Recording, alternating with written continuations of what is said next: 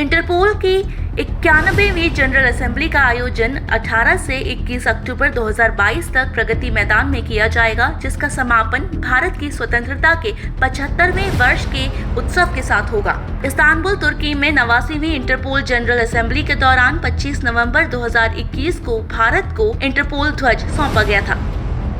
CBI से मिली जानकारी के अनुसार जनरल असेंबली इंटरपोल की सर्वोच्च निकाय है, जिसमें 195 सदस्य देशों में से प्रत्येक के प्रतिनिधि शामिल होते हैं। ये साल में एक बार आयोजित की जाती है। प्रत्येक सदस्य देश का प्रतिनिधित्व एक या कई प्रतिनिधियों द्वारा किया जाता है, जिसमें मंत्री, पुलिस प्रमुख, इंटरपोल, एनसीपी के प्रमुख और वरिष्ठ मंत्रालय के अधिकारी शामिल होते हैं।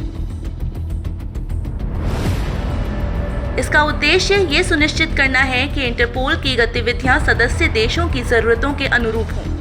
भारत के नेतृत्व क्षमता को प्रदर्शित करने का एक महत्वपूर्ण अवसर है और ये हमारे आज़ादी के 75वें वर्षगांठ पर इसका आयोजन हमारे लिए, भारतीय पुलिस के लिए एक बहुत बड़ा कदम माना जाएगा। विगत के दिनों में अपराध वैश्विक हुआ है और उस वैश्विक अपराध का सामना करने के लिए सारे देशों की पुलिस एजेंसियों में आपसी सहयोग और समन्वय और आसूचनाओं का आदान प्रदान एक महत्वपूर्ण बिंदु है और बिना इस सहयोग के हम इस पर कारगर कार्रवाई नहीं कर पाएंगे। संगठन अपने उद्देश्यों तक पहुंचने के लिए अपने सिद्धांतों और उपायों को निर्धारित करके आने वाले वर्ष के लिए गतिविधियों और वित्तीय नीति के कार्यक्रमों की समीक्षा करता है। इसके अलावा जनरल असेंबली कार्यकारी समिति के सदस्यों का चुनाव करती है और निकाय को मार्गदर्शन और दिशा प्रदान करती है। जनरल असेंबली के निर्णय संकल्प या कहीं रिजोल्यूशंस के रूप में लिए जाते हैं।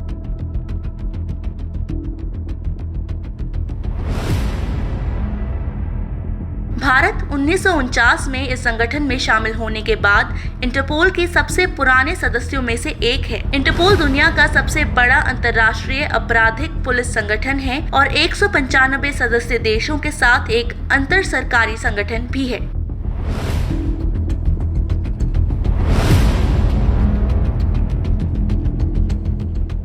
सोमवार को दिल्ली के प्रगति मैदान में 90वां इंटरपोल जनरल असेंबली की मीडिया ब्रीफिंग का आयोजन किया गया, जिसमें Jurgen Stock, secretary general Interpol और Praveen Sinha, special director CBI ने मीडिया को संबोधित किया।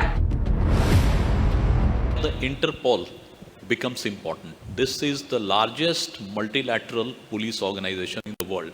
It has 195 member nations. And the special significance of Interpol is that even countries who do not have diplomatic relationship with each other, countries who are not friendly with each other, but this Interpol channel is there, so the professional relationship, police to police or the law enforcement agency, that is afforded by Interpol.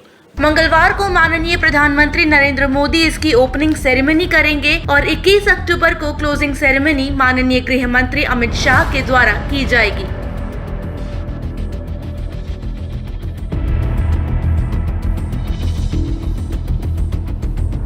Neutrality of Interpol is a fundamental principle for our existence and in our daily work. So specifically, of course, if there are member countries that are engaged in conflict. So we remain neutral, we remain independent, we are not a political body, we leave politics to the politicians to resolve. And again, also with the legal framework we are having, it's important for Interpol that we do our work as a neutral, independent platform based on the rules and regulations. All the other issues are for politicians and other bodies to decide. सहारा समय के लिए मिताली चंदोला की report.